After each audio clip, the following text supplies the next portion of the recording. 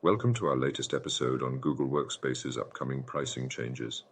The company is set to revise its pricing structure, and while this means customers could face higher bills, there is a workaround to protect existing prices. Starting on March 14, 2023, customers can opt for a year-long plan, and with it, enjoy the current day pricing for their subscription. Otherwise, flexible non-contract plans will face a 20% increase to their monthly pricing.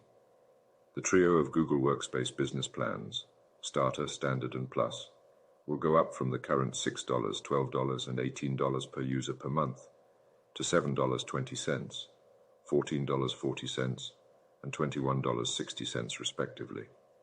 Meanwhile, prices for the Workspace Enterprise Standard plan will also see an undisclosed increase.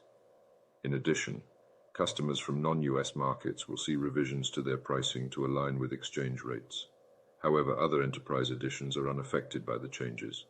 Google has given sufficient lead time, and the new pricing will start rolling out this April, with the process continuing throughout 2024.